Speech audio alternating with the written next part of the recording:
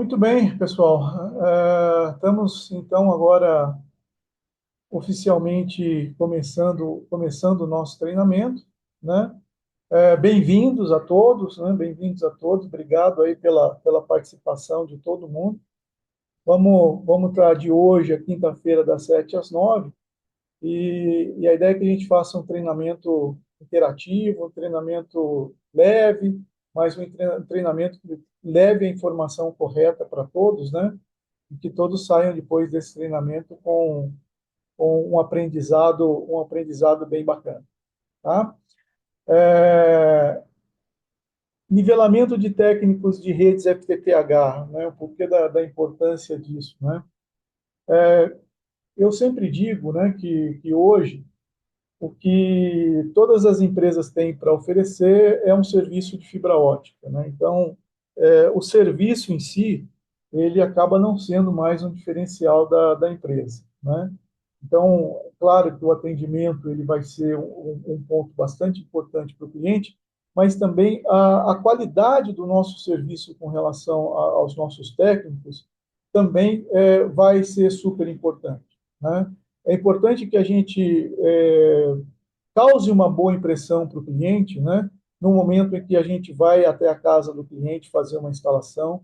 Essa provavelmente seja a primeira vez que o cliente vai ter contato com a empresa, né? E a gente precisa, obviamente, passar uma boa impressão, e não só uma boa impressão no que diz respeito à capacidade técnica, né? Mas também a cordialidade que a gente vai ter com os nossos clientes, a questão da do asseio que a gente vai ter, né? Ou seja, se a gente está bem uniformizado, se a gente está bem apresentado, né? Isso vai gerar uma boa impressão, né? E essa boa impressão, obviamente, que acaba depois passando para outros conhecidos, né, desses clientes, e isso pode gerar um bom marketing para a empresa, né? Então, a gente vai falar tanto da parte técnica, né, das redes FTTH, mas a gente também vai abordar alguns temas comportamentais, tá, gente? Muito bem. Introdução às redes FTTH, tá? É importante que a gente entenda, né, principalmente, quais são os benefícios que uma rede FTTH traz para a gente, né? Quando eu pergunto isso, né, principalmente nos treinamentos presenciais, qual é o benefício de uma rede FTTH, sempre o pessoal me fala, velocidade alta, né, estabilidade, né? Mas o que a gente tem que pensar é como é que a gente pode atender o uso dos clientes, né? Eu sempre digo que ninguém compra a internet por internet, né? O que acontece é que a pessoa compra a, a, a internet, né, para fazer uso dela com alguma coisa. O que acontece? Por que as pessoas compram a internet? Ou por diversão, né? Querem se divertir, querem jogar, querem trabalhar, né? Ou vão estudar, ou então querem acessar a rede social. Também vai ter a parte de segurança, né? E até a parte de automação também, né? Então, tudo isso, né, são usos que os nossos clientes vão querer. A gente precisa entender qual é o uso desse pessoal, né, desses nossos clientes, porque dependendo do uso, não é a largura de banda que vai atender a esses clientes, né? Por exemplo, um cliente que quer se divertir, né, que quer jogar, provavelmente para ele é muito mais importante a questão lá da latência, né, do ping, do que propriamente a largura de banda, né? É, um cliente, por exemplo, que queira para trabalhar, esse trabalho, né, eu vou precisar muito mais de uma disponibilidade, ou seja, a rede não parar, do que propriamente velocidade, né? E claro, né, por exemplo, se eu tenho segurança também, a rede não pode parar, né? É, e aí eu tenho automação, e aí em automação eu posso ter tanto a parte tanto a parte de empresas, né, como também a parte de casas inteligentes para a gente poder estar trabalhando com esses nossos clientes, né? Ah, a nossa rede de fibra vai atender a todos esses usos, né? Ela é uma rede passiva, tá?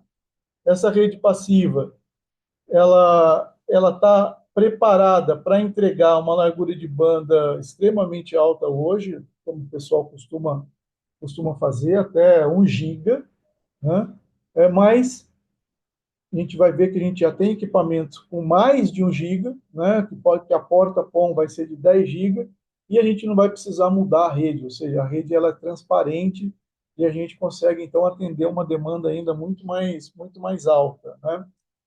E o consumo de energia pode parecer algo irrelevante, mas é importante a gente lembrar que o consumo de energia numa rede de fibra é muito menor que outras tecnologias.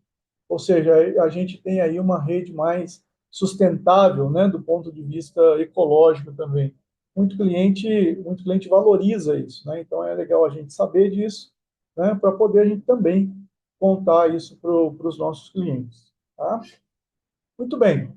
É, toda a nossa rede, a gente chama toda essa rede de fibra ótica até a casa do cliente de uma rede PON, né? Essa rede PON significa rede ótica passiva, tá? Em inglês significa isso, rede ótica passiva, que, que significa que toda a eu estou falando com vocês aqui, mas ainda tem gente ainda me pedindo informações de acesso. Acho que eu estou, às vezes, gaguejando um pouquinho. Mas vamos lá.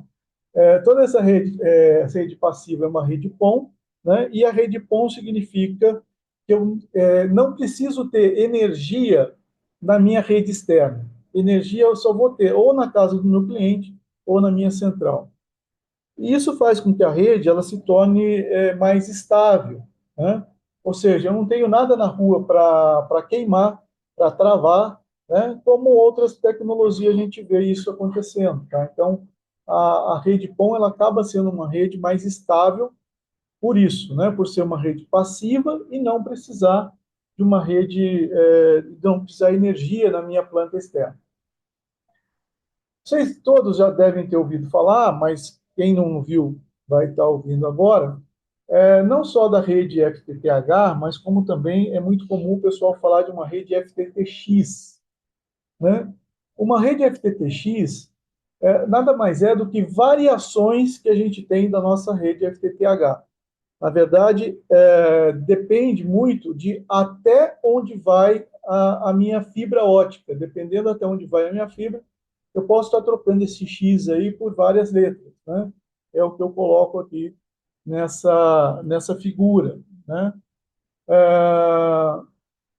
Por exemplo, né? Quando eu tenho, aqui seria o meu POP, né? Minha central, né? Quando eu chego com a minha fibra até um apartamento, né? Até dentro de um apartamento, a gente pode chamar isso de FTTA, né? Que seria Fiber to the Apartment, né? O FTTA vale também se eu chegar com fibra até uma antena, tá bem? Esse até uma antena significa que não para Wi-Fi, tá, gente? Mas assim, quando a gente está falando agora das antenas de 5G, a grande maioria das antenas 5G, elas vão estar sendo alimentadas por uma rede PON, uma rede splitada, e não com o PON que a gente tem hoje, né, de 2,5 GB, mas o PON de 10 GB, né? E muito bem, seguindo, quando a gente chega com a fibra até a entrada de um prédio, depois a gente converte essa tecnologia, por exemplo, para a rede UTP, é, eu tenho daí o que a gente chama de FTTB, Fiber to the Building, né? E aí, por exemplo, quando a gente chega com a fibra até um armário né? E esse armário, por exemplo, pode ser uma DSL, pode ser outra tecnologia, pode ser, por exemplo, um HFC, né? Que é a rede de televisão da NET, no caso, né? O que que acontece? Quando a gente chega esse armário, a gente chama essa rede de FTTC, né? Fiber to the curb, que está escrito aí, seria fibra até um armário, ou seja, até um armário que normalmente fica na rua ali, tá? Depois a gente tem uma possibilidade também que a gente chama de fiber to the desk. Fiber to the desk é a gente chegar com fibra até o acesso a mesa de trabalho do nosso cliente, tá? Do nosso cliente não, de uma empresa, por exemplo, né? Chegar até a mesa de trabalho dele, né? É, Isso tem acontecido em grandes empresas, isso tem acontecido em universidades, isso tem acontecido, por exemplo, também em shoppings, novos shoppings, onde é mais fácil a gente fazer um cabeamento todo de fibra ótica do que fazer um cabeamento mecânico, né? Eu pedi só um segundo para vocês.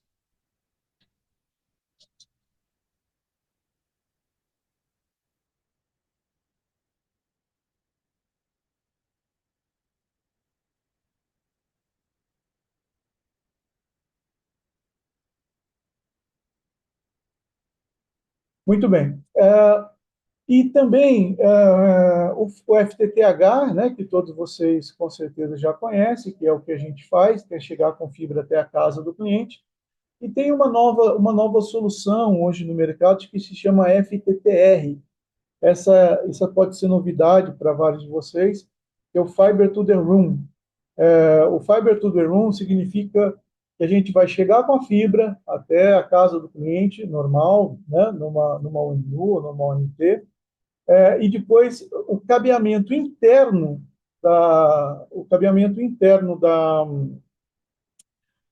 casa do cliente, ele também é feito com fibra ótica. Então, ao invés de a gente fazer um cabeamento interno com cabo TP, a gente vai começar a fazer um cabeamento com uma rede, desculpa, com um cabo de fibra ótica.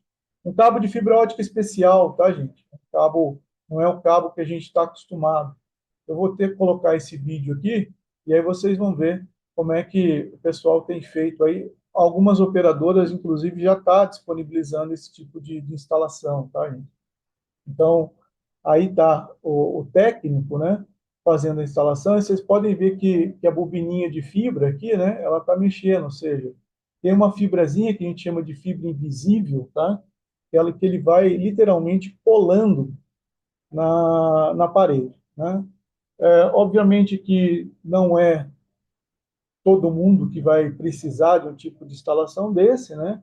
E também eu não acredito que essa instalação vai ser feita de forma gratuita, né? Mas é um tipo de tecnologia que a gente vai ter disponível, e já tem disponível, para falar a verdade, para clientes onde a gente precisa fazer um cabeamento, o cliente não tem conduíte, né, interno para fazer a passagem de cabo, e também, no caso, também não quer também um cabo aparente, né, não quer a canaleta aparente. Então, essa é uma solução bacana para esse pessoal, tá? É, já estamos terminando esse videozinho aí.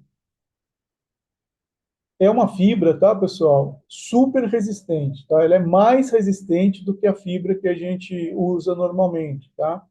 Então, ela tá assim na parede ou ela tá assim no chão, não significa que vai acontecer alguma coisa e ela vai quebrar. Não, ela é preparada a ter uma resistência maior para justamente poder aguentar o tranco dessas situações todas, tá? Muito bem. Já está terminando esse videozinho aí.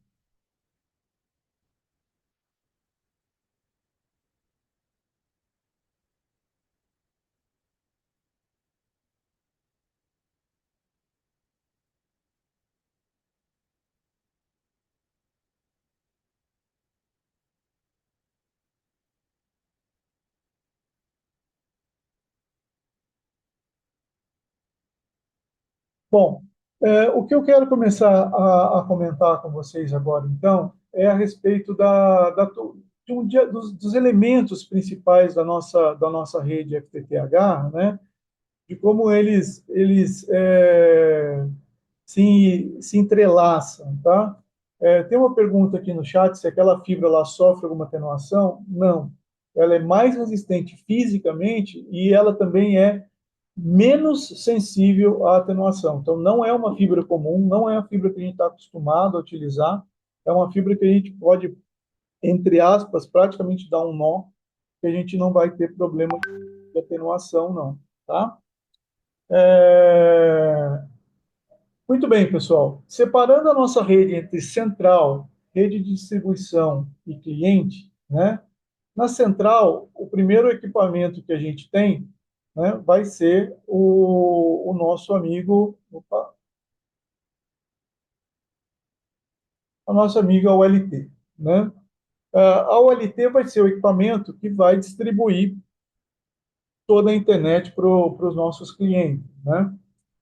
Essas OLTs, principalmente essas OLTs mais novas, do tipo chassis, né, onde a gente tem todo um chassis aqui, elas têm espaço para vários slots, desculpa, para várias placas, né, para a gente colocar várias placas, e cada placa dessa daí, normalmente hoje até 16 portas PON, né? Então a gente pode ter 16 vezes 128, que é o número máximo de cliente por porta, a gente pode ter, para cada porta, né, a gente pode ter 2.000 clientes para cada porta, não, perdão, para cada placa dessa daqui, 2.000 clientes. Né? Então, essa é a nossa famosa OLT, né? Para quem ainda não viu uma OLT, está aí a foto, né? Amanhã eu vou estar fazendo também alguns experimentos, né, com equipamentos na bancada, tudo para a gente poder visualizar, inclusive, melhor cada um desses elementos, tá, pessoal? Na OLT, a gente vai colocar, né, em cada porta daquela ali, o que a gente chama de um SFP. O SFP também é muito conhecido como GBIC, né? Acho que todo mundo chama como GBIC, inclusive eu também. Mas o nome certo dele, tá, pessoal, é SFP. Tá? É uma sigla em inglês, significa Small Form Factor Pluggable. Né? Esse GBIC, o SFP, não tem problema chamar de um jeito ou de outro, é o que vai ser responsável por converter sinal elétrico em sinal óptico. Né? Então, aqui eu vou colocar lá o meu conector óptico. Então, dentro dele, ele vai ter um transmissor, um laser, e também dentro dele vai ter um detetor. E aí, esse detetor também vai fazer a conversão do sinal que chega nele, óptico, e converter para elétrico. Tá? Então, como ele faz uma conversão tanto de elétrico para óptico, como óptico para elétrico, também vocês vão poder ouvir falar, eventualmente, ele sendo chamado de transceiver. Tá? Esse cara aqui, que o SFP, é o que vai determinar a potência, tá? A potência de saída do meu sinal. Tá? Então, a gente às vezes mede 3, 4, 5, 6 dBm de saída, né?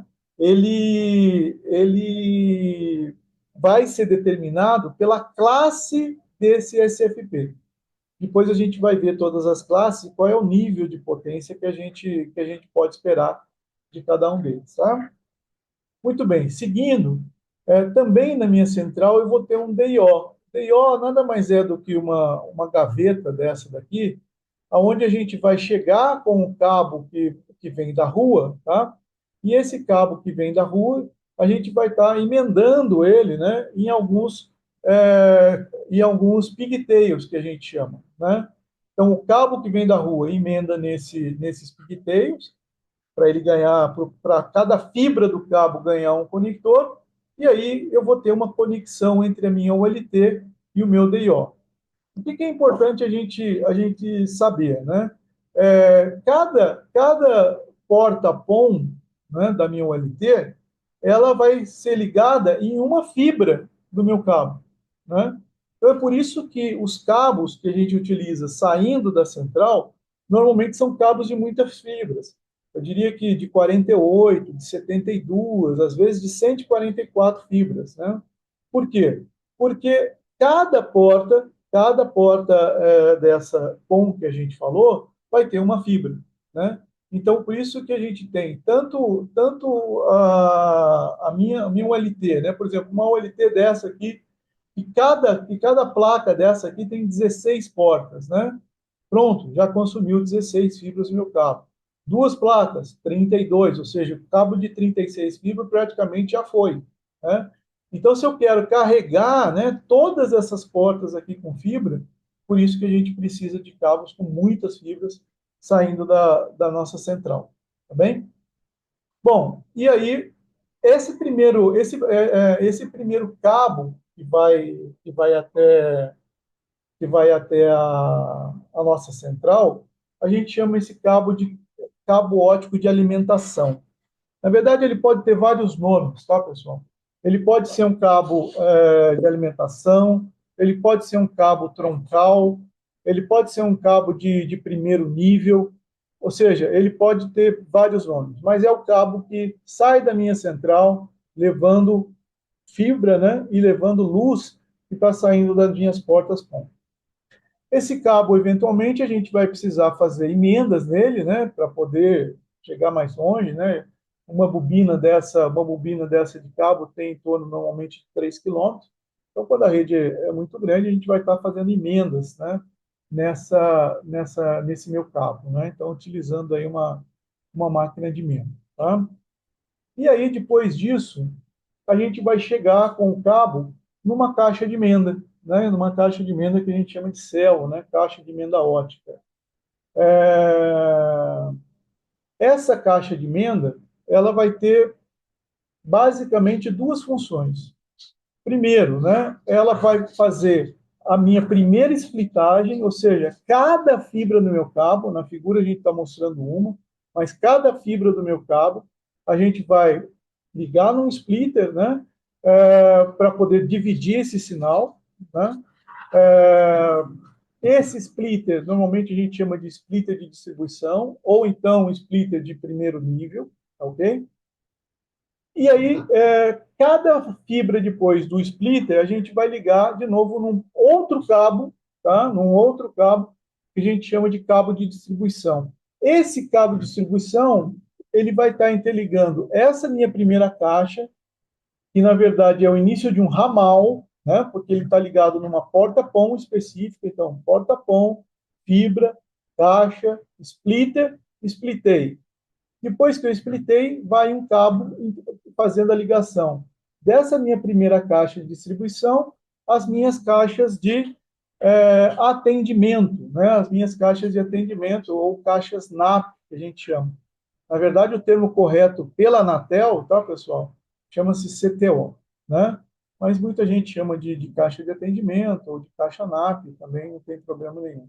E aí sim, na minha caixa de atendimento, eu vou ter novamente um splitter. Esse splitter, ele vai ser um splitter agora conectorizado, né? Porque é nesse splitter que a gente vai depois montar um conector no nosso cabo drop e aí poder fazer a ligação da CTO até o meu cliente, né? No desenho aqui, gente, tá um para 8 e um para 8, mas o que é mais comum hoje é a gente fazer um para 8 e um para 16. Esse tipo de topologia que eu estou mostrando para vocês também é um tipo de topologia que a gente chama balanceado. Eu vou mostrar daqui a pouco também que a gente pode fazer a topologia desbalanceada, né? As duas funcionam muito bem, sem nenhum problema, né? Mas esse desenho aqui é o desenho específico de uma rede balanceada, né? E aí, como eu disse para vocês, desse conector aqui é onde a gente vai, então, montar um conector de campo, né? Utilizar o nosso cabinho drop, montar o conector aqui no meu cabo drop, e aí levar o drop até a casa do nosso cliente, né? Lá na casa do cliente, hoje quase ninguém utiliza mais, mas existe ainda, tá, pessoal? O que a gente chama de PTO, ponto de terminação ótica. Esse ponto de terminação ótica também muita gente conhece como roseta, tá bem? É, antes da gente utilizar as caixas conectorizadas, a gente usava as caixas de Mendel e a gente fazia fusão, né? Alguns até fazem fusão até hoje, e isso não tem nada de errado, tá? Todo mundo começou, quer dizer, todo mundo não, quem começou há muito tempo atrás começou assim. E aí, por fazer fusão, né, na casa do cliente, a gente também precisava de uma caixinha para emendar a fibra que estava vindo da rua, né, do drop que estava vindo na rua, num pigtail. Né? Então, a gente usava esse PTO. Ainda hoje, mesmo com as redes conectorizadas, a gente também pode pensar ainda em utilizar um PTO. Quando que eu sugiro isso? Quando a ONU na casa do cliente não for ficar presa na parede, né? Se ela for ficar presa na parede, a gente vem com o drop, coloca direto na ONU, que vai estar presa, e a gente não vai ter problema. Agora, quando uma ONU vai ficar em cima de uma mesa, em cima de uma prateleira, né, em que o cliente pode ficar movendo essa ONU até para poder limpar o móvel, etc., esse movimento, muitas vezes, acaba forçando a fibra e acaba danificando o conector de campo. Né? Então, nesse caso, é mais interessante a gente colocar uma PTO. Tá? E aí, um cordãozinho ótico entre o PTO e a ONU, esse cordão é mais flexível. Né? Eu sei que muitas ONUs hoje, ONTs, elas já vêm também embaixo com um espaço apropriado, né, para a gente fazer um rolinho ali e travar o drop, tá? Mas mesmo assim, o PTO ainda é algo que a gente pode fazer uso dele, ok? Outro exemplo que eu dou também para o uso do PTO é pessoal que normalmente atende muita casa de aluguel, aonde entra e sai cliente várias vezes, né? Então o cliente entra, fica um tempo, sai, entra, fica um tempo, sai. Então muita gente, ao invés de ficar desconectando esse cabo, né? Desconectando não, retirando esse cabo da casa do cliente, deixa o cabo lá, só desconecta o conector da CTO e para quando se precisar de novo, ele só vai lá e conecta de novo, né? E qual que é a ideia? Que a gente tem uma PTO daí na casa desse de aluguel, nesse caso, né? Com uma etiquetinha dizendo, olha, aqui já tem internet, né? Primornet, chama que a gente instala rapidinho para você, tá? Então, esse é uma outra possibilidade. E aí, quando a gente usa PTO, a gente vai usar um cordão, né? E esse cordão, finalmente, até a ONU ou ONT, tá? Eu estou falando toda hora ONU ou ONT, tá, pessoal? Para a gente dar no mesmo funcionamento, o mesmo. Muita gente entende que ONT é quando ela é roteada, ela tem um roteador junto, e ONU é bridge. Na verdade, não é bem isso pela Anatel. O que determina se é ONU ou ONT é o ponto que ela fica na rede. Né? A ONT é quando eu tenho ela dentro da casa do cliente. O ONU, quando ela está fora da casa do cliente, por exemplo, na entrada de um prédio. Né? Então, todas as nossas, na verdade, seriam ONT, tanto roteada como não roteada. Tá bem? Muito bem. Então, tá aí. Esse é o diagrama, né, de uma rede FTTH, onde a gente tem desde a OLT até o nosso cliente, até a UNU. Tá? Falando um pouquinho para vocês agora sobre como funciona a OLT, como é que ela se comunica com as ONUs. Quando a OLT transmite informação, ela vai transmitir informação para todas as ONUs ao mesmo tempo. Tá? Então, vou voltar aqui de novo essa figurinha.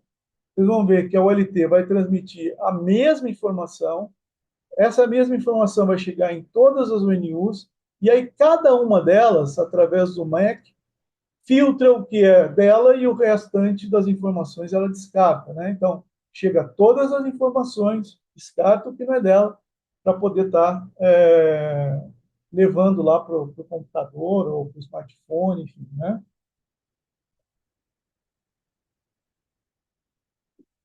Esse modo de transmissão a gente chama de modo broadcast, tá, pessoal?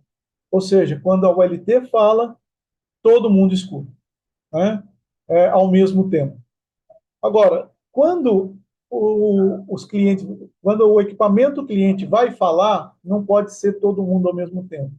Então, a OLT ela tem que controlar o tempo que cada cliente vai falar, né? Então, ela concede um slotzinho de tempo, né, para cada um fazer a sua transmissão, né? É, o que é importante saber, né? Vamos lá, vamos ver como é que ela vai fazer. Cada uma transmite no seu tempo e aí o pacote chega todinho alinhado. É, Quando, pessoal, eu tenho esse modo, eu chamo esse modo de TDMA, tá? Ou seja, é um controle por tempo que a OLT faz. Esse controle do tempo, ele é, então, administrado pela OLT através de um sincronismo, né? Então, o que acontece? Muitas vezes eu tenho, por exemplo, um equipamento de cliente que perde o sincronismo. Então, quando ele perde o sincronismo, o cliente cai fora, aí fica um tempo, volta, aí depois de um tempo cai fora de novo, ou seja, esse equipamento está perdendo o sincronismo. Por que isso acontece? Eu queria que vocês prestassem bem atenção no que eu vou comentar agora. Acontece por duas razões. Primeiro, como cada ONU aqui transmite num tempo diferente, se a potência que chega, que é a potência de retorno da OLT, se a potência que chega muito diferente para, né, esse daqui transmite e recebe com um sinal, esse aqui com outro sinal muito diferente, esse aqui com outro sinal muito diferente. Essa variação muito grande, tá, de retorno pode gerar taxa de erro e pode gerar perda de sincronismo, então, em alguns clientes. Não necessariamente em um cliente que está com potência ruim, tá? Então, atenção, as potências de retorno, tá, na ULT, elas precisam estar o mais alinhadas possíveis, tá? Eu não posso ter um cliente que eu tenho mandando de volta menos 22 e o outro cliente mandando menos 30, menos 32. Se isso acontece, ter aí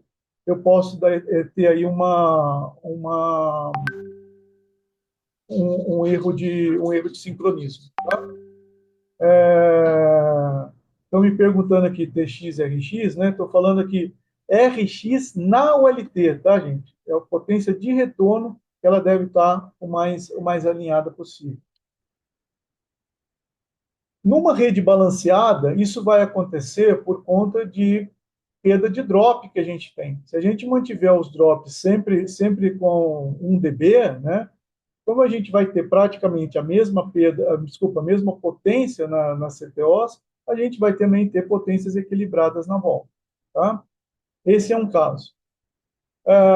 O outro caso, um colega nosso, aconteceu isso esse final de semana com ele, de clientes que ficavam caindo, ficavam um tempo fora, retornavam, ficavam caindo, ficavam um tempo fora, retornava, e ele já tinha feito, né, já tinha trocado o conector, já tinha trocado, inclusive, algumas ONUs dos clientes, e continuava tendo esse mesmo problema. E a orientação que eu dei para ele foi a seguinte: troca o GBIC, o GBIC da porta-ponta, né? Porque tem muito GBIC que depois de algum tempo, né, ele se desgasta e acaba gerando esse tipo de problema também, tá, pessoal? E aí, dito e feito, né, ele trocou, acabou de parar de cair cliente, né? Então, tenham atenção, porque muitas vezes o pessoal fica numa tentativa e erro imensa, tentando descobrir qual cliente que é, qual que está afetando, etc., e numa manutenção bem simples, a gente consegue fazer terminar, né, com esse problema de cai cliente, tá? Isso é importante vocês saberem. E o último que eu quero comentar aqui com vocês é a respeito do... Se eu tenho uma situação onde o meu equipamento cliente, a minha ONU, trava e trava com o laser ligado, quando ela trava com o laser ligado, eu vou derrubar a minha porta-ponto. Tá? E aí, obviamente, todos os meus clientes daquela porta-ponto vão cair. Por que que isso pode acontecer? Por problema de alimentação, energia na minha UNU, na minha UNT. Normalmente, quando a gente tem separado o NU por um lado, o roteador pelo outro, a gente percebe o seguinte, que a fonte de alimentação das ONUs é tudo 12 volts. Mas dos roteadores pode ser 6, pode ser 5, pode ser 9. E aí, por acaso, se o cliente inverte esses plugs, porque os plugs são iguais, entram, né? Um encaixa no outro. Se o cliente inverte as fontes e liga, isso pode travar a minha ONU ligada e derrubar a minha porta-ponto. Então, e aí não tem outro jeito, nós vamos ter que sair caçando mesmo com quem foi o bendito que fez isso daí, tá? É, então, a minha dica, quando acontecer de vocês terem duas fontes de alimentação, uma para o roteador, outra para o NU, etiquetem, né? Etiquetem, identifiquem qual que é um, qual que é outro, expliquem isso para o cliente para a gente evitar esse tipo de problema. Tá bem? Muito bem. E aí, como eu comentei com vocês, tá, gente? A gente tem um tipo de topologia bastante utilizada, eu acho que hoje é a mais utilizada, né? Que é a topologia balanceada, né? Onde eu tenho da minha porta-PON, eu faço uma primeira splitagem, e aí cada fibrinha do meu split eu vou ligar numa CTO, né? E aí vou ter até 8 caixas, né? Em função de 8 fibras aqui do primeiro split. Como eu comentei com vocês, né? Nessa situação, né? Como aqui eu estou dividindo a potência em partes iguais, como nas caixas também estou dividindo a potência em partes iguais, né? Praticamente todas as potências do meu ramal, o que eu chamo de ramal? Chamo ramal as caixas que pertencem à mesma porta-PON, tá? Então, praticamente todas as caixas do meu ramal vão estar com a mesma potência. Pode variar um pouco? Claro, pode variar um pouco por até precisão, né, do splitter mesmo, né? Mas eu não posso estar com uma caixa com 18 e a outra caixa com 25, né? Se eu tenho 18, 18, 18 nessa caixa e essa com 25, bom, aí eu preciso saber o seguinte: a próxima está com 18 também, as outras? Né? Todas estão com 18, menos essa está com 25. Bom, então aconteceu algum problema aqui, ou na minha emenda ou na acomodação da fibra entrando na minha CTO. Tá?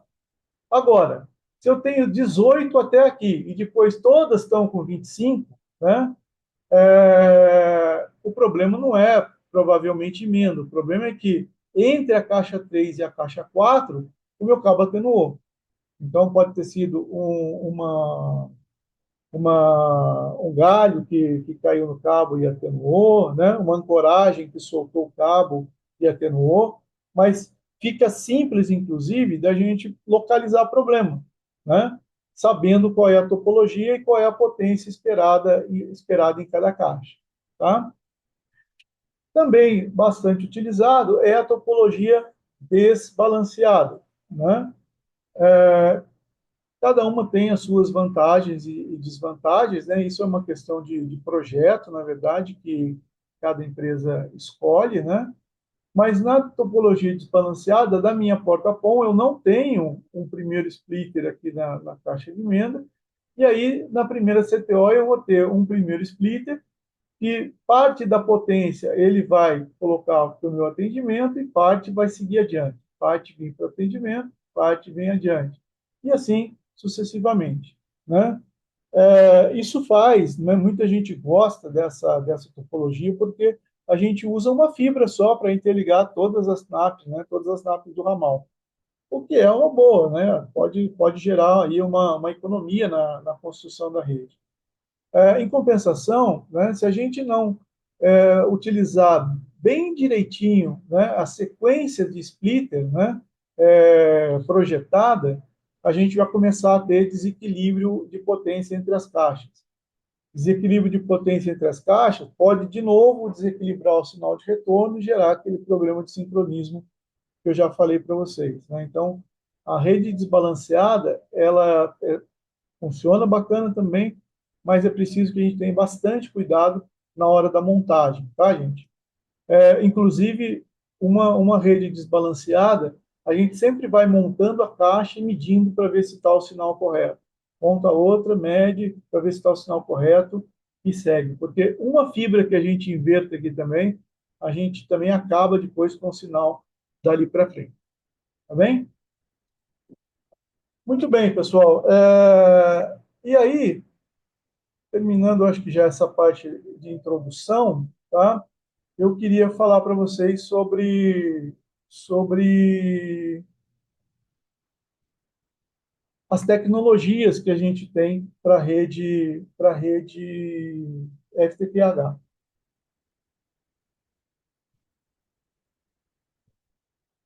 Quem é mais antigo, né, vai lembrar que começou a sua rede com a tecnologia EPON, né?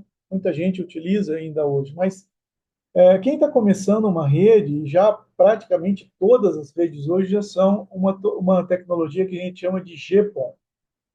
EPON e GPON foram criados por dois organismos de normatização diferentes. O EPON é uma norma americana, né, feita pelo 3E. O GPON é uma norma europeia, feita pelo ITU. Né? É, as velocidades são um pouco diferentes. Né? O EPON ele tem uma velocidade tanto de downstream como upstream de 1,25 GB, que não é tudo que a gente usa para banda, né? Desses 1,25, 1 GB é para venda mesmo de banda ao cliente. O GPON ele tem 2,5 GB de downstream, 1,25 de upstream. Né? A gente sempre fala que a velocidade da porta PON é 2,5 GB, mas isso é sempre downstream. Upstream, que é quando o cliente está ligando, é 1,25 GB. Ok? É, tanto o sinal que da ULT que vai para o cliente como que volta, né, são dois lasers diferentes, né? São dois lasers diferentes que estão compartilhando a mesma fibra, né? Então, para que esses dois lasers compartilhem a mesma fibra e não interfiram um no outro, então nós temos aí eles em dois comprimentos de ondas diferentes, né? São como se fossem duas cores diferentes, só que são cores que a gente não enxerga, né? Então, comprimento de onda, 1490, que é o que sai da ULT, né? E 1310 é o que sai da minha UNU. Né? Muita gente chama de frequência, tá, gente? Frequência a gente usa para rádio, tá? Para fibra ótica, o termo certo é comprimento de onda, né? E 1490, de novo, é o sinal que sai da ULT. Por que eu estou reforçando que 1400 é o sinal que sai da ULT? Porque quando a gente for medir o sinal numa CTO, o que a gente vai estar medindo é o sinal da ULT. Então, o Power Meter ele também deve estar configurado para ler em 1490. Né? Se ele tiver em outro comando de onda, ele vai ler, mas não significa daí que eu vou ter uma leitura calibrada, tá bem? Então, para a gente fazer uma leitura caprichada, né, inclusive, como eu falei para vocês, depois nós vamos ter um ambiente aqui de laboratório, tá? Onde eu vou mostrar os equipamentos de teste, né? A gente vai ter daí vou mostrar para vocês a calibração não, o equipamento ajustado para 1490, Power Meter, né? O Daniel está perguntando aqui se o EPON tem limitação de cliente. Daniel, como padrão, sim, tá? Como padrão, ele vai até 64 clientes. Da mesma forma que o GPON também vai até 128, né? O que a gente já viu gente fazendo, né? Não é uma boa prática, vamos dizer assim, mas o pessoal consegue quebrar essa limitação do EPOM e colocar mais, tá? Mas, como regra, como vindo de fábrica direitinho, o EPOM hoje é 64, o EPOM é 128, tá bem? É por isso que muda o nível de splitagem, né? O EPOM ele é recomendado para 32 clientes por porta-POM, o GPOM para 128, né? Com uma distância máxima de até 20 quilômetros. Bom, tudo isso que eu comentei com vocês, né, é o que a gente fez até hoje. Na verdade, hoje em dia, a gente já tem portas POM que não são mais de 2,5 GB, elas são de 10 GB, né? Que é o que eu estou mostrando aqui, XGS-POM e XG-POM. Tá? A diferença entre eles é que no XGS-POM, ele tanto é 10 GB downstream como upstream. No caso do XG-POM só, sem o S, né, ele é 10,5 de downstream, 2,5 de up. Tá? Então, essa é a diferença básica entre os dois. E eles têm lasers diferentes, né? Enquanto o laser lá do GPON é 1490, o do XGS-PON é um 577.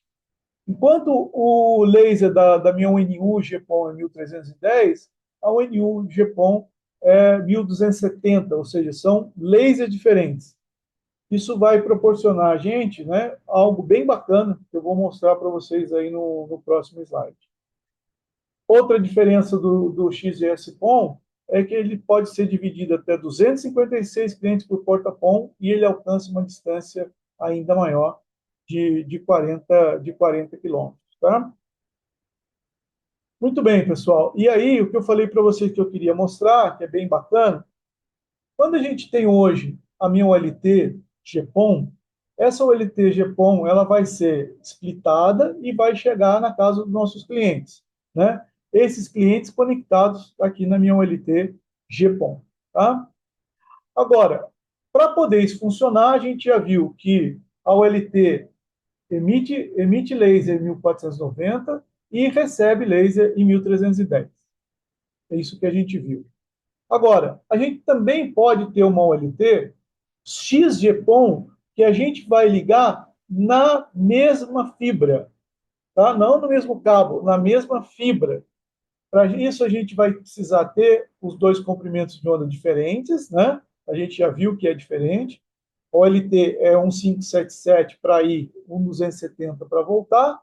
E a gente vai utilizar um dispositivo que a gente chama de WDM para conectar a porta PON dessa nova porta PON aí, né, na mesma fibra, e aí eu vou ter os 4 sinais sendo compartilhados na mesma fibra, né?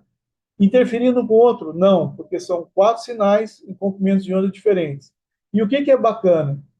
Né? Como eu tenho tanto o sinal de GPON como XGS-PON aqui na minha fibra, quando eu chego na minha CTO e coloco o drop até a casa do cliente, se eu colocar uma ONU GPON, ele conecta em 2,5 GB tranquilo.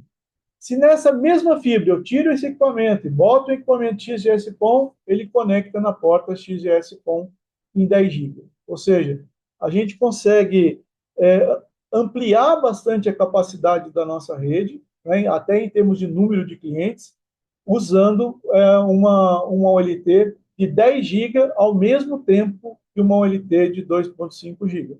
Tá bem? Tranquilo? Bom, pessoal, é 5 minutinhos para as 9. Eu vou pedir para vocês para a gente fazer um intervalinho. Esse intervalinho vai ser 10 minutinhos, tá? Então, 5 para as 8, aliás, agora. Até as 8h05, tá? Para quem precisa tomar água, toma água. Para quem quiser ir no banheiro, vai no banheiro. E 8h05 a gente retorna, tá bem? E aí, enquanto isso, eu vou dar um apoio para quem não conseguiu se conectar. Tá bom, gente? A gente já volta. Um abraço. Muito bem, pessoal. Vamos retomar então o nosso treinamento. Ah, eu coloquei 2 slides aqui só para mostrar para vocês aí a época das cavernas, né? Esse, esse aqui, esse aqui é a primeira máquina de emenda que eu trabalhei. Isso foi em 93, né? Comecei a trabalhar com fibra ótica em 93. E esse aqui é o primeiro TDR que eu trabalhei, né? Vocês podem ver que o TDR não era um TDR pequenininho, né? Esse TDR aí pesava uns 25 quilos, mais ou menos. A máquina pesava uns 20 quilos, mais ou menos. Essa, essa época, essa época aí do, do tempo como é que o pessoal chama? Dos optossauros, né? Não é os dinossauros, os optossauros. Foi quando eu comecei a trabalhar com fibra ótica. Obviamente que não era FTTH, né, gente? Não existia FTTH na época, né? Rede de fibra ótica era só para interligar uma central na outra, né? E aí também coloquei aqui é, um certificado, né? A data desse certificado é 96, ou seja, já faz um tempinho já, né? De um treinamento que eu fui fazer nos Estados Unidos para consertar o TDR, né? Ou seja, já tem um tempinho já que a gente conserta o TDR.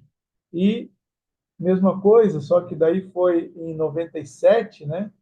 Um certificado da Sumitomo para fazer conserto de máquina de menda, né? Ou seja, um tempinho já também, né?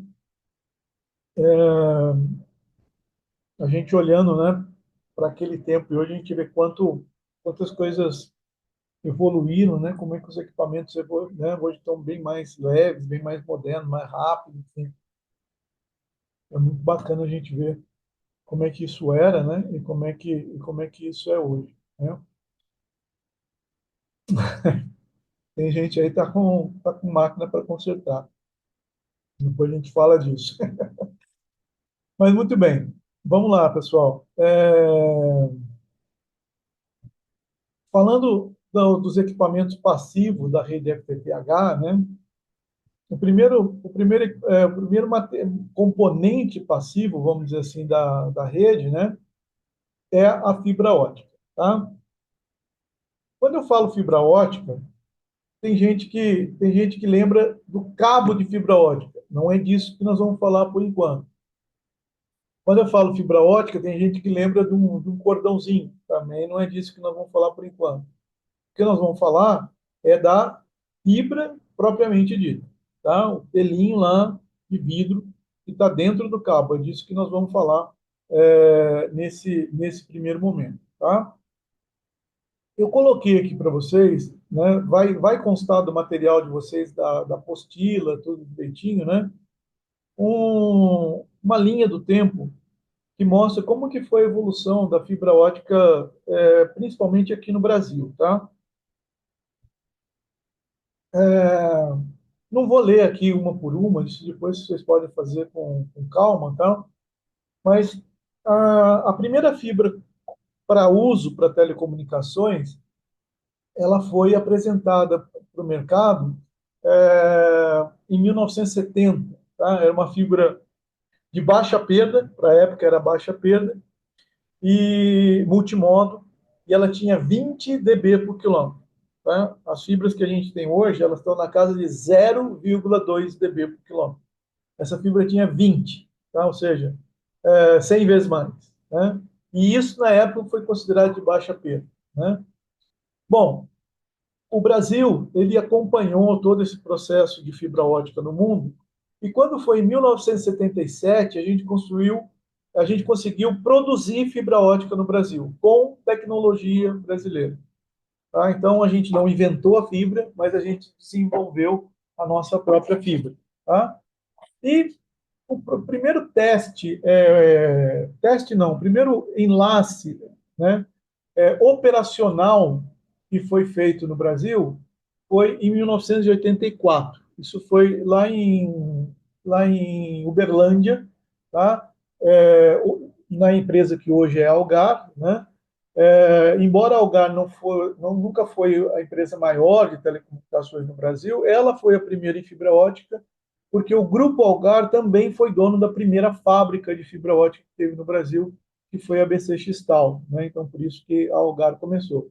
Então, desde 84, pessoal, nós temos técnico fazendo lançamento de cabo, fazendo fusão, fazendo reparo. Por que eu digo isso? Porque tem muita gente que acredita que a fibra ótica é algo muito novo, é algo muito recente, e na verdade não é. Né? Desde 84, a gente já está trabalhando com fibra ótica aqui no Brasil.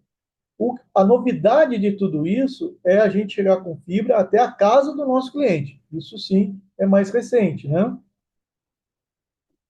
Isso mais ou menos a partir, né, de 2007, foi a primeira rede de FTTH no Brasil, mas o negócio começou realmente né, o pessoal animar e cada vez mais construir rede, atender clientes com FTTH, por volta aí de 2014, mais ou menos, 2015, onde teve a explosão mesmo do FTTH no Brasil. Né? Eu venho fazendo treinamento, inclusive, de projeto de rede FTTH desde 2012, mas em 2012 ainda pouquíssimas pessoas, pouquíssimas empresas começaram com as redes, né? Era muito caro na época fazer rede FTTH, né? Já quando chegou mais ou menos 2015, aí o negócio empolgou e hoje somos o que somos, né? Uma coisa interessante para contar para todos também, se a gente juntar os acessos de todos os provedores juntos são a maior operadora do Brasil. Tá? Não tem operadora que ganhe de todos os provedores juntos. Tá? E isso, os operadores, pequenas empresas, pequenas, médias empresas, terem mais acesso do que as grandes, só acontece no Brasil. Isso é um case mundial, né? Que muita gente vem para cá para entender o que aconteceu, para poder tentar replicar em outros países. Né? Mas ainda hoje é um case único e a gente tem bastante orgulho disso, né? Principalmente a gente que acompanhou todo esse crescimento e viu tudo que vocês fizeram, né, com relação à questão da fibra ótica. Muito bem, pessoal. Com relação à fibra, que a gente vai comentar agora, é, a fibra ela é composta, né, basicamente de três regiões, né, que a gente chama, né? Acrilato. Acrilato é aquela parte colorida da fibra, né, que a gente decapa na hora de fazer uma emenda, de montar um conector. O acrilato é um material plástico, né, não é vidro, e esse acrilato ele serve para dar resistência mecânica para a fibra. Tá? Se vocês pegarem uma fibra ótica, muitos de vocês talvez já tiveram a oportunidade de fazer isso. Se vocês pegarem uma fibra, enrolar no dedo e só esticar essa fibra, é capaz de cortar o dedo e não quebrar a fibra. Agora, se vocês decaparem um pouquinho do acrilato e fazerem isso de novo, vocês vão ver que é muito fácil arrebentar a fibra. Então, é o acrilato que dá a resistência mecânica para a fibra. Né? E por que eu estou dizendo isso? Porque esse acrilato, por ser um material plástico, esse material, quando entra em contato com água, tá? Ele se degrada, tá? Ele perde as características dele, essa resistência toda, né?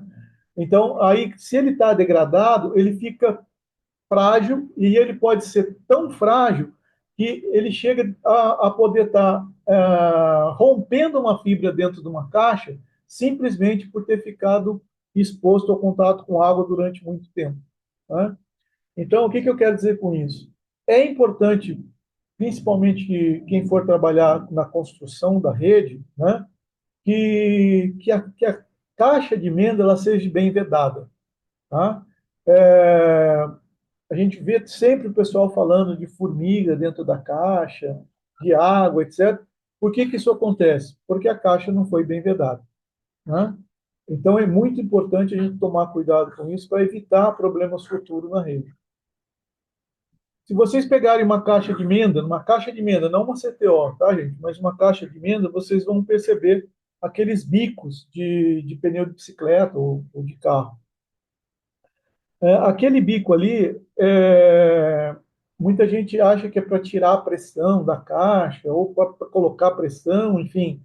Na verdade, aquilo ali é um teste, tá, gente? Que para verificar se a caixa ficou bem vedada, tá? Por quê? Porque se a gente coloca lá uma bombinha lá e bombeia ar para dentro da caixa, se ela estiver bem vedada, vocês vão sentir a pressão. Se ela não estiver vedada, vocês vão perceber ar escapando, tá? Então, esse esse esse bicozinho é para a gente poder fazer esse teste aí de hermeticidade em caixa de menta.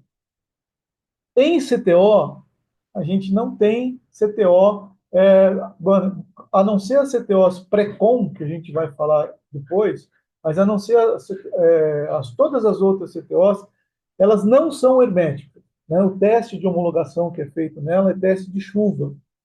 Então, o que, que é importante? É importante que a gente mantenha a caixa fechada direitinho, né? Aquelas borrachinhas, eventualmente, que tem para a saída do drop, se não está o drop, manter aquela borrachinha, né?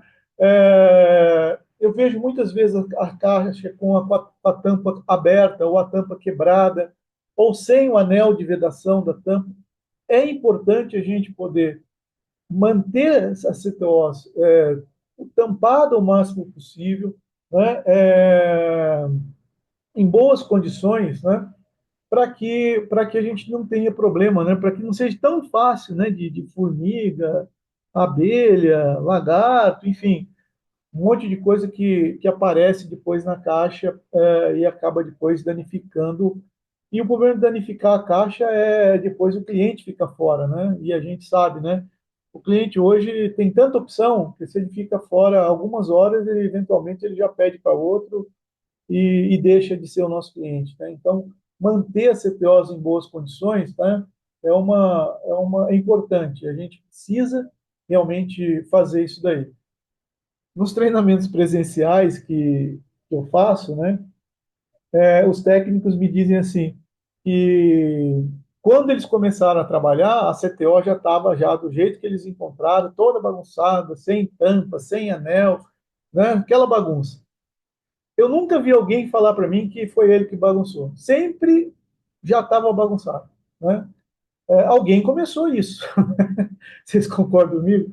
Ou seja, não importa se quem começou, quem não começou, a ideia aqui não é identificar culpado de nada, mas chamar atenção para vocês, né, que a água vai danificar o acrilato da fibra e eventualmente vocês vão ter problema em função disso, tá? Então, não basta a gente fazer só um serviço, né, bom, montar um bom conector, puxar o drop, deixar legal e tal, mas se a caixa, a CPO não tiver bem fechada, tá? Bom, falei bastante do acrilato, e agora quando a gente tira o acrilato, a gente chega na casca da fibra, tá?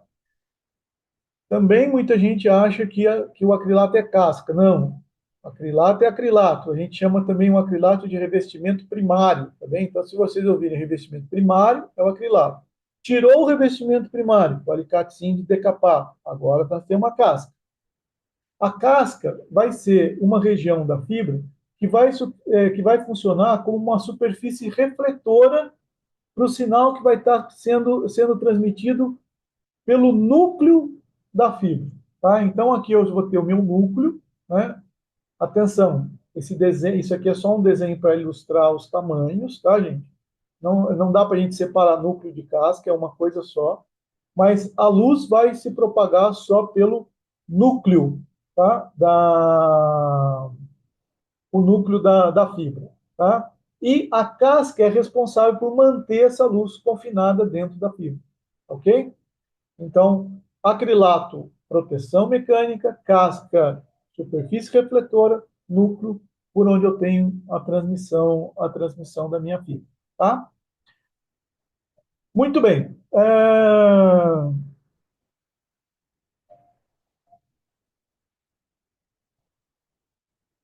É importante a gente comentar que no primeiro, né? Núcleo e casca são duas regiões da fibra de vidro, tá, pessoal? Fibra de vidro. Muita gente acha, né? Se tem alguém aqui achando isso, não tem problema nenhum. Muita gente acha que a fibra é oca, não tem nada no núcleo para a luz poder passar. Isso não é verdade, tá? Essa fibra que a gente utiliza para telecom, tanto núcleo como casca são de vidro, tá? O núcleo tem um vidro um pouquinho mais opaco que o da casca para poder ter aquele efeito de confinamento que eu falei para vocês, mas os dois são vidro, tá? E é importante também a gente comentar a respeito dos diâmetros que a gente tem nas fibras. As fibras que a gente utiliza são as fibras que a gente chama monomodo, tá? Essa fibra monomodo, a gente identifica ela no cabo por essa abreviação aqui, SM, Single Mode, tá? Fibra monomodo. São essas fibras que a gente hoje utiliza em telecom de uma maneira geral, né? A fibra multimodo também é utilizada, mas para interligar dois equipamentos dentro da nossa central, para interligar de um roteador de borda até, por exemplo, a nossa ULT, pode ser um cordão multimodo, mas, em geral, fibra foi para a rua, vai ser monomodo, tá? E essa fibra monomodo, bom, tanto uma como a outra, elas têm um diâmetro de casca de 125 micrômetros. Isso significa 1 milímetro dividido por 8. Tá? Já a região onde passa a luz na fibra monomodo, que é o núcleo, ele tem um núcleo aproximadamente de 10 microns. Tá? Tem fibra que é 8, 9, 10, 9 mais ou menos 1. Tá? Aqui no desenho está 8, mas é 9 mais ou menos 1. Vamos arredondar para 10, para ficar fácil da gente fazer conta. 10 micros da fibra monomodo significa 1/100º de milímetro. Então, pega a régua lá, não o centímetro, tá? O milímetro, tá? Divide por 100. Por aí está passando luz. Tá? Por que eu estou reforçando isso para vocês? Porque quando a gente vai fazer um conector, por exemplo, quando a gente vai montar um conector, as fibras elas precisam ficar alinhadas. Não é só o conector que tem que estar alinhado, não é só a fibra que tem que estar alinhada, o núcleo dela precisa estar alinhado. E se o núcleo fica desalinhado 1/100º, pronto, já é suficiente para ter uma perda alta. Então, o negócio é extremamente preciso. Né? Por isso que uma clivagem é importante, a gente vai falar mais disso depois. A limpeza da fibra é importante, porque qualquer coisinha que desalinhe a fibra 1/100º de milímetro já é suficiente para a gente ter uma perda mais alta. Tá? Então, lembrem disso, né? Para a gente poder ter o cuidado no manuseio da fibra, né? Para a gente poder evitar qualquer tipo de perda mais alta. Ok? A fibra multimodo, ela tem um núcleo maior, tá? O núcleo pode ser de 50 e também tem fibras multimodo com um núcleo de 62,5. Mas, como eu disse, esse tipo de fibra a gente não usa na rede FTTH, tá? O que a gente vai usar na rede FTTH e principalmente no drop, que a gente vai sair da casa do cliente, vai até, desculpa, sair da CTO e vai até a casa do cliente, vai ser a fibra monomodo. Tá bem? Muito bem. Seguindo adiante, então, uma representação só para vocês entenderem por que mono e por que multi. A fibra multimodo, ela é, ela é iluminada por um LED. Tá? O LED, pessoal, ele vai emitir luz é, como se fosse uma antena setorial do Wi-Fi, ou seja, não é uma luz, tá, direcionada, é uma luz que espalha para várias direções. Então, esse LED que vai emitir uma luz em várias direções, quando entra na fibra e o núcleo da fibra é um núcleo relativamente grande, tá? Essa luz vai encontrar vários modos de se propagar. Fibra com multimodos de propagação. Já na fibra monomodo, ela é iluminada por um laser, tá? E o laser é como se fosse uma antena de rádio, aquela antena direcional para fazer ponto a ponto, né? Ela não é aquela com diagrama de radiação aberto, né? Ela bem fechadinho. Mesma coisa o laser. Então, a luz que sai do laser, uma luz mais polimada, entrando na fibra, que tem um núcleo mais menor, né? Vai eu ter um caminho só para poder propagar a minha luz. Então, fibra com um modo de propagação, monomodo de propagação. Tá bem? Bom, eu vou passar um vídeo para vocês agora. Talvez o som não fique legal, mas eu vou narrar o que está acontecendo, que é o processo de produção da fibra. Tá? Muita gente nunca viu o processo de produção da fibra e é legal a gente saber como é que essa fibra ótica é produzida. Se algum de vocês algum dia tiver uma oportunidade de visitar uma fábrica de fibra ótica, não percam a oportunidade. É um negócio bem bacana, tá? Parece coisa de ficção científica, tá? No Brasil, infelizmente, hoje a gente só tem duas fábricas funcionando. A gente já teve muito mais do que isso, mas a gente tem as duas ficam em Sorocaba, tá? Uma é a da Prysmian e a outra é a da Furukawa, mas as duas ficam em Sorocaba. Every Bom, time you talk on the phone or go on the quando, internet, quando a what you gente say or começa type travels to o its processo de destination through fabricação fiber da, optics, da the fibra ótica, process of né? transmitting voice or data along A pulses gente of tem light through umas hair-thin barras, né, glass fibers. que a gente chama de preforma, Those que são fibers esses start out tubos as large de glass vidro, tubes. altíssima First, pureza, tá, workers pessoal? unwrap the tubes. Mas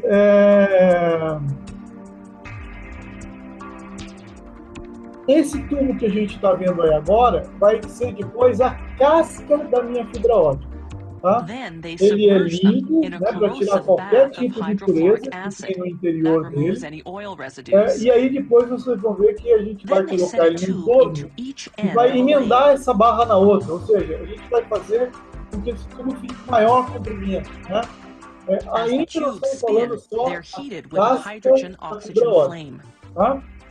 When the glass turns white, it's getting close to Depois que hitting peak fica no tamanho temperature. que a gente At precisa, 2000 a degrees gente vai Celsius, passar the isso two tubes vai passar fuse isso por um together. outro forno, onde They tem o put que a this gente chama new de uma longer tube capela. Vocês já onto vão ver no another vídeo lathe. aí, uma capela. As the Essa tube capela que spins, está they aparecendo inject a agora, mixture ela of vai chemical gases inside, while a vai traversing burner esquentar a heats everything up. preforma The e gas mixture eu vou, contains vou liquid forms passar of pelo silicon, interior an dessa abundant preforma uma chemical mistura element de found in gases. nature, E and quando eu esquento germanium, esses a gases a chemical uma element temperatura similar to tin próxima de 2000 that's used graus, as a eles semiconductor in se transistors and other solidificam, electronic né, viram devices. pó. As the E esse gases pó heat, vai se they undergo depositando a no chemical interior daquele reaction tubo that que leaves a até white então é soot on oco. the inside of E the vou glass fazendo tube. isso The várias vezes heat até que fuses the esse tubo soot, forming praticamente what will eventually become the fique core of completo the desse optical pó. fiber. The glass Quando tube eu faço itself will isso form the depois, fiber's covering. eu esquento When there's enough mais fused essa, soot, they essa turn up the capela heat until the e esse soot pó se itself turns into vitrifica glass. nesse momento. Then they heat E the glass aí tube viram enough tudo to uma soften fibra. it, as Não well tem as the mais new ar glass dentro dele. Por isso inside. que eu falei, The a intense fibra que a heat gente usa não eventually é oco, makes the tube collapse né? on itself to form Então, a nesse solid momento, eu rod. tenho o que a gente The chama de internal structure of preforma the optical ótica fiber has been e achieved. esse But tubo, it's in the o form que of eu a fiz big dentro com bulky aquele rod pó, na called a verdade, foi um preform, núcleo, so the next né? step is to Eu thin tinha it a out. casca e eu First, they construí excise the quimicamente o meu preform from núcleo. the uncollapsed Ok? section of the glass tube. Muito bem. Isso já é fibra ótica, tá? Isso já é fibra ótica. Then they install Agora, o it que que eu vou vertically precisar into fazer? the drawing Eu vou tower, levar which esse will draw tubo out the final shape. para uma torre de puxamento, que a gente chama. Essa torre de puxamento, eu vou esquentar a ponta dessa preforma, a ponto de ela começar a derreter e ela começar a escoar. E aí ela vai começar a The escoar e drawing vai começar tower's a oven aumentar o heats one end tamanho of e the diminuir de preform diâmetro, to aumentar o 2000 tamanho e degrees diminuir de Celsius. diâmetro, até chegar no diâmetro que eu quero. Tá? Então, vamos ver, vamos acompanhar um pouquinho aqui o vídeo. The glass softens.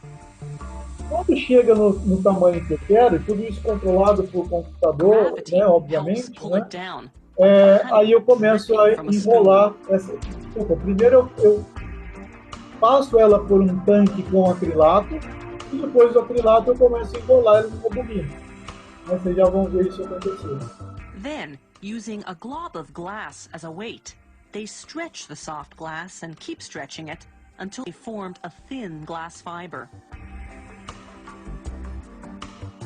A series of pulleys measures the tension on the fiber as it's being drawn.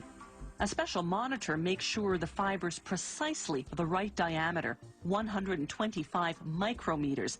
That's about 1/8 of a millimeter thick.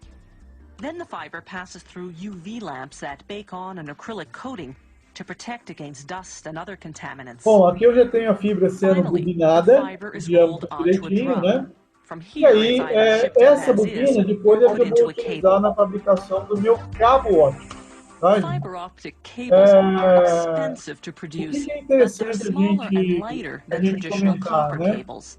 They carry more information Uma and need bobina fewer normalmente repeaters to keep sai the da signal from fábrica, né? deteriorating.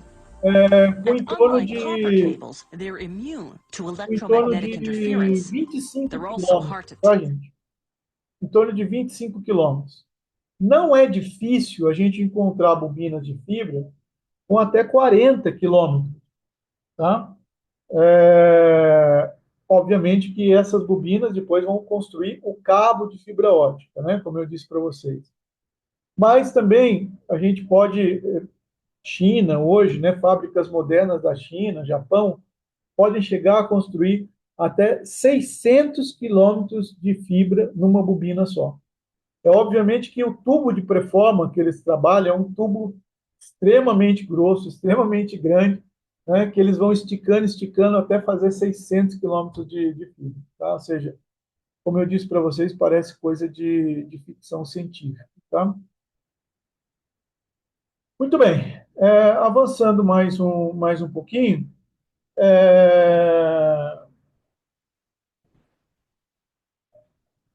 a fibra ótica ela tem uma perda devido ao comprimento dela. Tá? A perda da fibra é uma perda relativamente baixa, não é muita coisa, tá? Não é isso que vai alterar significativamente o sinal da minha rede FTTH, mas a gente deve considerar.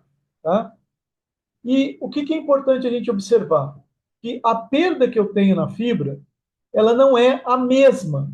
Essa perda varia conforme o comprimento de onda. Tá? Então, por exemplo, vocês lembram que para a OLT transmitir, ela transmite em 1490. A perda que eu tenho em 1490 é de 0,25 dB por quilômetro. Isso quer dizer o quê? Que eu preciso de 4 quilômetros para fazer 1 dB de perda. Tá bem? Já quando a ONU transmite, a perda é um pouquinho maior. Tá? Então é 0,35 dB por quilômetro.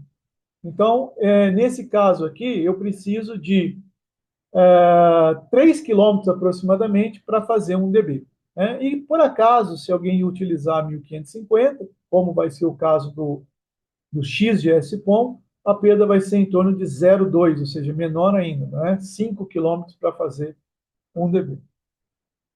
Bom, instaladores todos, meus queridos instaladores todos que temos por aí, 4 dBs, desculpa, 4 quilômetros para fazer 1 dB. Tá? Então, aquele ponto lá que meço a potência na caixa, meço a potência no cliente, e deu 3 dB de diferença, né? E aí o pessoal fala, mas deve ser a fibra que está atenuada. Não, não é a fibra que está gerando isso, não. Porque eu preciso de 4 quilômetros para fazer 1 dB. Tá? Ela pode sim estar atenuada se eu dobrei demais esse cabo. Tá? Se eu atenuei na hora de ancorar. Mas a fibra, tadinha, não é a fibra culpada dessa perda toda, não. Tá? Então, por isso que a gente até sempre fala, né? A diferença entre a potência na caixa e a potência lá no cliente, 1 dB. Tá? 1 dB é mais do que suficiente para a gente poder fazer o lançamento do drop. Né? E aqui, como alguém comentou, o Ivan, né? Perda alta no drop 99% das vezes é conector que a gente não montou legal, né? Muito provavelmente por conta da clivagem dele não ter ficado legal. Então, nós vamos falar mais a respeito de clivagem, cuidados, etc., que a gente precisa ter, tá? Mas lembrem disso, tá? A gente precisa de 4 quilômetros para 1 dB. Então, Ronaldo, mas e se por acaso eu fizer 200 metros de drop no cliente? Isso não vai impactar? Praticamente nada. Porque desculpa, é 0,25 dB por quilômetro. Tá? Então, 200 metros é 0,05 dB de perda. Ou seja, praticamente, o que der de perda no drop, a culpa é do conector. Tá? Então, vamos refazer direito o conector, vamos ver se o clivador nosso está legal, se a lâmina está bem limpa, se a gente está limpando direitinho, que é por aí o negócio, tá? Não é a fibra que vai estar gerando toda essa perda, não. Tá bem? Então, muita atenção com relação a isso, tá? Muito bem. Uma outra coisa que o Thiago aqui está comentando que fez 2 quilômetros, teve uma perda de 1 dB. Ainda assim é muito, tá, Thiago? 2 quilômetros daria meio dB de perda por conta da fibra, tá? Se deu 1 dB junto com os conectores, aí o trabalho está legal, tá? Tranquilo, tá? Agora, se deu 1 dB só por quando é fibra, aí não, né? Mas com o conector, aí ficou jóia. Muito bem. Só que, por favor, tá? Vamos evitar, tá, gente? 2 quilômetros de drop, porque isso pode gerar bastante dor de cabeça no futuro também, tá? Isso é a exceção da exceção, tá?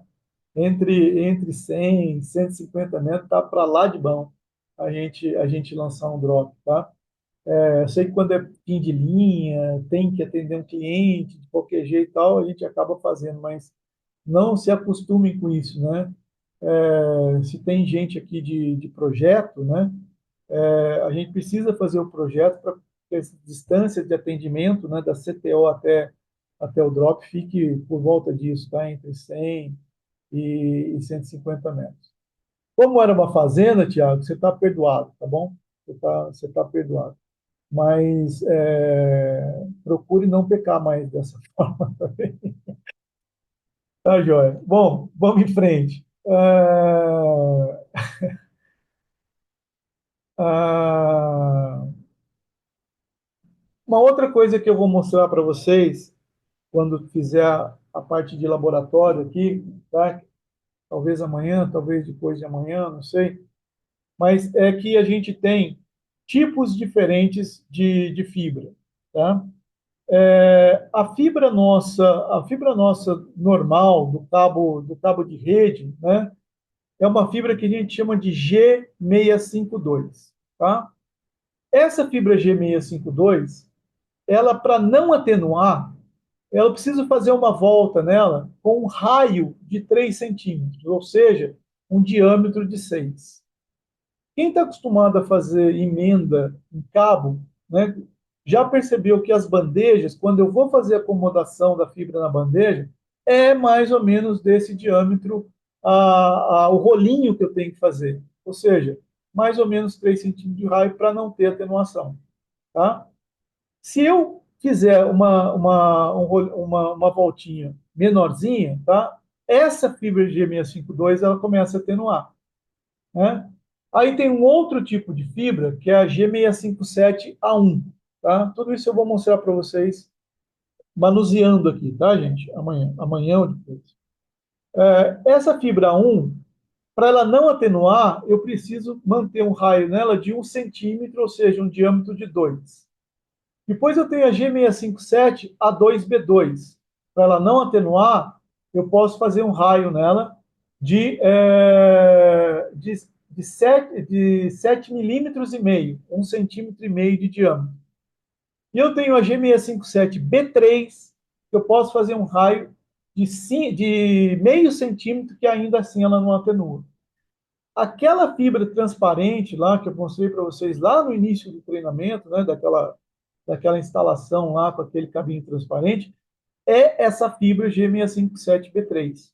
Então, quando alguém me perguntou, atenua? Eu falei, não, não atenua. A fibra não é sensível à curvatura. É essa aqui que tem lá, tá? E o drop nosso, atenção, o drop nosso, ou ele pode vir com essa fibra G657A1, ou ele pode vir com essa 2B2, tá? Vir com uma ou vir com outra depende do fabricante, né? E, obviamente, isso altera um pouquinho o preço, tá? O que eu recomendo fortemente para vocês? Que a gente utilize a G657A2B2. A G657A1 ajuda, tá? Mas, eventualmente, a gente tem que passar o drop numa canaleta, tem que passar por um conduíte, faz uma dobrinha a mais. Se for essa 1, vai acabar atenuando. Então, se a gente tiver o drop A2B2, a fibra 2B2, a gente vai ter um trabalho bem mais tranquilo, tá? É legal a gente checar, tá, as etiquetas das bobinas para ver se traz essa informação. Fica como dever de casa para vocês checar essa informação para me contar amanhã. E avisar o pessoal que compra, né, a bobina, né? Muitas vezes o pessoal compra sem ter esse detalhe, né? E aí, eventualmente, tem um cabo um pouquinho mais barato que o outro, mas é por essa razão, tá? Porque as fibras podem estar sendo diferentes, tá? Muito bem.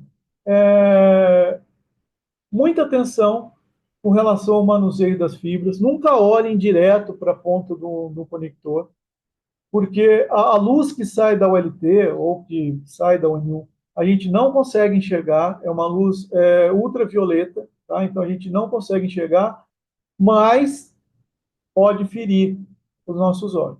Tá? Então não olhem direto para a ponta do conector. Né? Se a gente quer ver se tem luz ou não tem luz, né, a gente põe lá o power meter. Né? Não no FTTH, mas existem alguns sistemas ponto a ponto, que a gente chama de DWDM, que sai uma potência absurda. Tá? São utilizados amplificadores óticos na saída desses equipamentos e sai uma potência absurda na fibra. Né? Nesses casos, né, se por acaso eu colocar o olho numa fibra que está saindo de um DWDM, aí eu não vou ter chance mesmo, tá? É cego, né, instantaneamente, tá? Deem uma olhadinha na potência que está saindo dessa fibra de um sistema DWDM.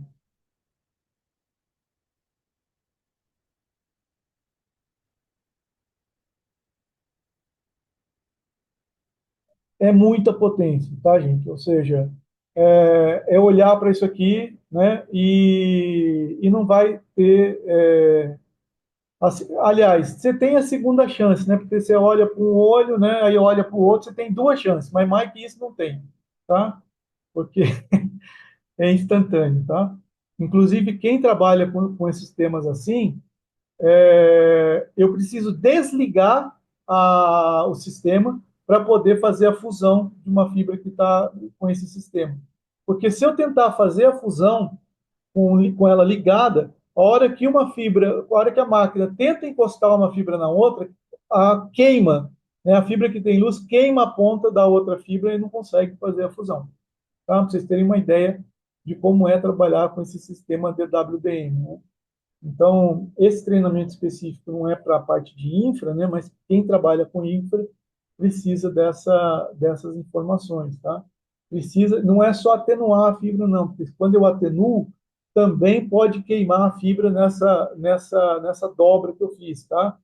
É questão mesmo de desligar o equipamento para a gente poder fazer a fusão onde a gente tem essa fibra DWDM, tá? Está perguntando aqui se danifica a fusão. Não é que danifica a fusão. Se a fusão tiver mal feita, tá? Aí eu posso ter um problema nesse ponto aí, tá? Para sistema DWDM, né, a fusão tem que estar perfeita. Se não tiver uma perfeita, eu posso ter uma perda, e essa perda, quando passa uma potência muito alta, essa perda acaba esquentando demais aquele ponto ali. E aí eu posso ter problema. Né? como alguém comentou, e pode chegar até a queimar a mão, tá? Muito bem.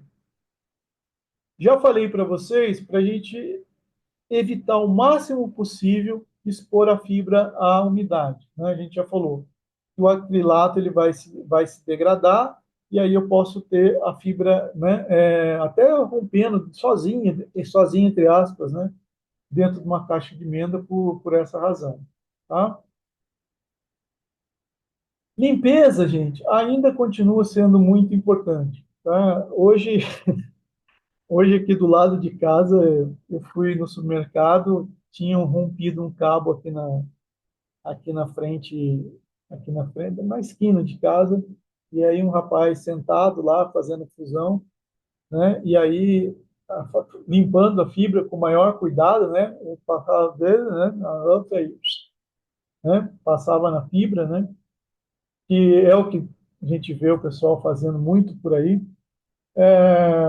Evitem esse tipo de coisa, tá? Porque isso acaba depois deixando oleosidade da pele. Eu também vou mostrar para vocês com o microscópio de conector a questão de oleosidade, tá? Vou mostrar ao vivo isso. Mas isso deixa a oleosidade da pele na fibra. E quando a gente põe essa fibra já com essa oleosidade no clivador, o clivador não vai clivar direito essa fibra, tá? Ele pode até cortar, ele pode até fazer uma fusão, mas pode ficar estilhaço na ponta da fibra, tá? Esse estilhaço na ponta da fibra, quando é num conector, tá? Que eu estou montando um conector, não limpo a fibra direito, clivo e ficou estilhaçado, esse estilhaço, depois, com o tempo, ele pode se desprender da ponta da fibra. E aí, quando ele se desprende, o conector, entre aspas, a gente acha que ficou ruim. Mas não foi o conector que ficou ruim, é a fibra, o estilhaço da fibra que se desprendeu. Né? Por quê? Porque a gente não teve o cuidado na hora da clivagem de fazer uma limpeza correta. Tá? Então, evitar esse tipo de retrabalho, né? Para a gente não ter problema, né? Alguém está perguntando aqui se isso também pode afetar a questão da reflexão. Também pode, né? A gente ter uma boa clivagem vai evitar um monte de problema para a gente, tá? Mas é, é algo também que a gente vai comentar um pouquinho mais amanhã quando falar de conector, tá, gente? Mas lembre-se disso, tá? Não custa nada a gente fazer uma limpeza direitinho, tá? A gente usar o material correto, a ferramenta correta. Isso demonstra também que a gente é um bom profissional, tá? Eu sempre dou um exemplo nos treinamentos, né, práticos que eu dou, que quando a gente vai ver um time de futebol, né, profissional, não importa se é da Série A, da Série B, da Série C, mas é um time profissional. Esse time profissional, ele está de uniforme, ele está de chuteira, ele está de meião, ele está de caneleira. Faz parte do material dele tudo isso, né? Alguém pode falar para mim, ah, mas não precisa de chuteira para jogar bola. Pode jogar sem. Pode mesmo, eu sei. Mas o profissional usa, tá? Da mesma forma que dá para clivar sem limpar direito? Dá, mas o profissional, né, vai estar usando o material correto também, né? Igual o time de futebol, ou seja, o time de futebol profissional usa o material direitinho. A gente, profissional, também vai usar o material direitinho para a gente poder fazer, né, os procedimentos corretos na fibra. Bem? E atenção com esforço mecânico na fibra, tá? Curvatura excessiva, né, pode gerar perda, né? A gente viu que tem fibra que suporta mais ou menos essas curvaturas, mas evitar isso daí. O cabo de fibra ótica, em geral, ele aguenta uma tração bem bacana, ou seja, é difícil a gente ver alguém arrebentando o cabo, né? Um drop, por exemplo, difícil a gente ver arrebentando, a não ser que o drop esteja com problema, mas tem um limite, né? Então, evitar esse tipo de situação também, tá? Para que a gente evite, então, a questão das perdas também, tá bem? Pessoal, bom, terminamos a parte de fibra, tá? Terminamos ainda com um pouquinho de tempo. eu vou parar a explicação do que eu tenho hoje por aqui, e aí eu estou abrindo agora para vocês para perguntas, tá? Para que a gente possa interagir aí e responder as perguntas de vocês, tá bem? Então fiquem à vontade aí para poder a gente poder esclarecer as dúvidas de vocês.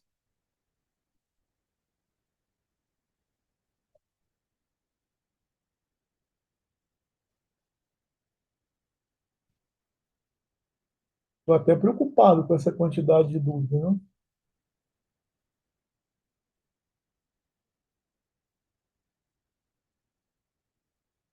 Vamos lá. Sobre as águas da Ancel.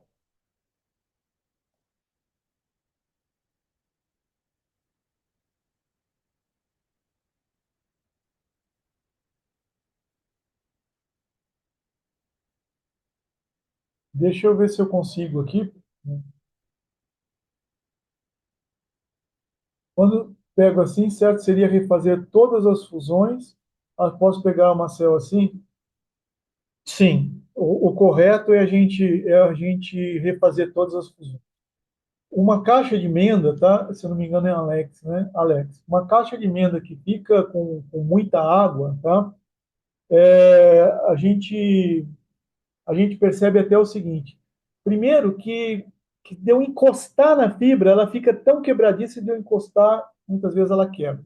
Tá? Então, não adianta a gente refazer só aquelas, outras também vão estar muito quebradiças. Tá?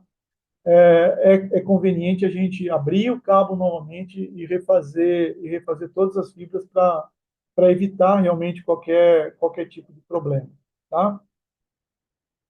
Ah, Então, assim, não é retiro a água e vida que segue, tá? Você pode até fazer retiro a água e vida que segue, mas cruzando os dedos e se a reza for forte, né? Porque a questão para a gente garantir mesmo é refazer a fusão e vedar bem a caixa daí, tá? Um clivador dura em média quanto tempo se for bem cuidado? O Edemilson perguntou. Edemilson, cada posição de lâmina, e aí a gente tem a lâmina, né, o disco, né, que a gente vai girando quando ele vai se desgastando, cada posição de lâmina é pelo menos para 1.000 clivagens. Tem clivador que cada posição de lâmina é para 2.000 clivagens. Tá? Então, se a gente tem clivador aí com 12 posições de lâmina, nós estamos falando aí de 24.000 clivagens. É muita clivagem, tá? Mas o que que acontece? A gente tem que manter a lâmina sempre limpa, tá? Porque senão, se a lâmina estiver suja e ela ficar batendo na fibra, vai acabar se desgastando e aí a gente vai acabar tendo que girar a lâmina mais vezes. Por isso que eu falei para vocês, fazer a limpeza da fibra, fazer a limpeza da lâmina, para o clivador durar o tempo de vida útil dele correto, tá? Clivadores se recomendaria com bom custo-benefício. É muito difícil, tá, Denilson, a gente falar de marca, tá? Porque assim, as marcas mais conhecidas, por exemplo, que a gente pode ter aí, Sumitomo, Pura, Hino, enfim, das marcas de máquinas de menda, né, que são as mais conhecidas, todos esses clivadores são muito bons. Mas todos eles também têm cópias pirata. Tá? Então é difícil a gente falar de marca. O cuidado que a gente tem que ter é quando eu pego um clivador na mão e esse clivador eu percebo que é plástico e o peso dele não dá nem para segurar papel, pode desconfiar. Tá? Esse clivador é de má qualidade. Tá? Você pega um clivador original dessas marcas que eu te falei, ele pesa legal. Tá? Agora, também o teste principal que a gente tem que fazer é fazer a clivagem e colocar na máquina, né? Porque na máquina de menda a gente consegue ver se a clivagem está boa ou não. Inclusive, se a clivagem não for boa, né? A máquina vai recusar a clivagem, tá? E aí é o teste para a gente verificar se o clivador está legal ou não. A questão é fazer a limpeza, né? Ou então fazer o ajuste depois da lâmina, tá? Alguém aqui perguntou a respeito da, da Orientec, né? Mas derrubar no pé machuca. Tá bom. Só não derruba ele não, tá? Se derrubar, é capaz que ele desalinhe, né? Então, procure evitar levar um tombo nele. Inclusive, eu vou dar uma dica para vocês amanhã também, para nunca mais derrubar o elevador de cima do poste, tá? Me cobrem disso amanhã. CTO com divisão para 16, tem mais ping na rede de que 8, então? Não, não tem, tá? Desde que os níveis de potência nos clientes, o retorno na OLT, esteja dentro dos limites. Tá? Então, se eu estou com 18, tá? Se eu tenho uma CTO que está com 18, com splitter 1 para 8, eu troco esse splitter, boto 1 para 16, de 18 vai para 21, 22.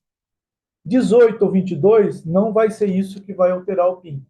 Agora, se eu tiver uma CTO que já está com o sinal esguelado, tá?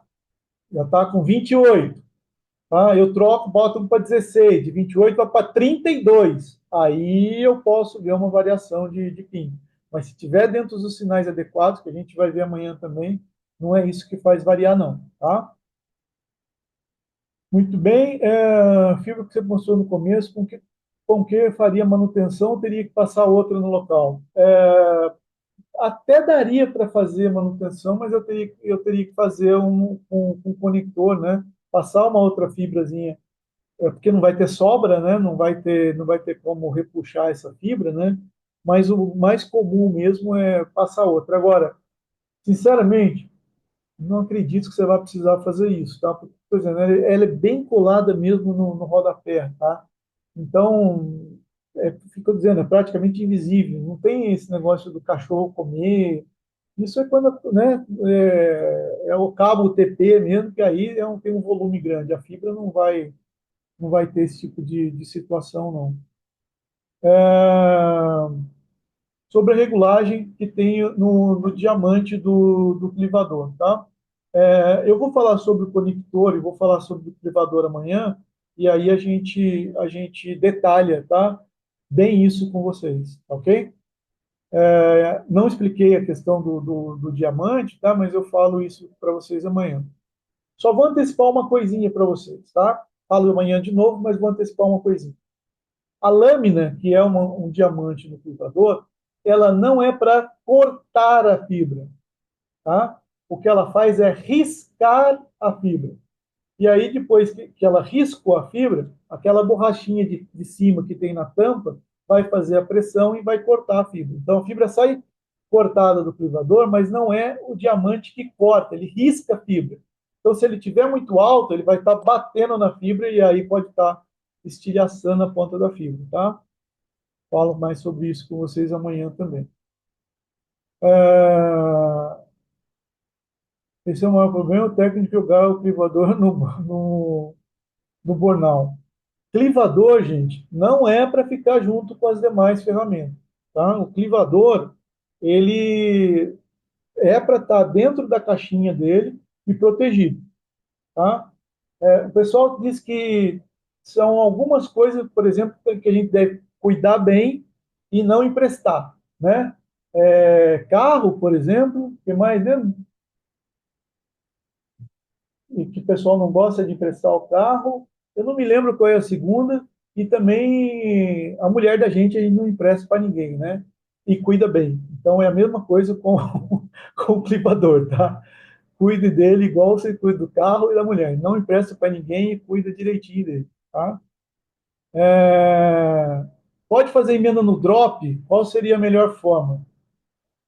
Poder, pode, tá? Mas é um procedimento que a gente deve evitar e fazer esse tipo de procedimento em cliente que a gente precisa cumprir um SLA, porque senão a gente tem multa se não cumprir o SLA, tá?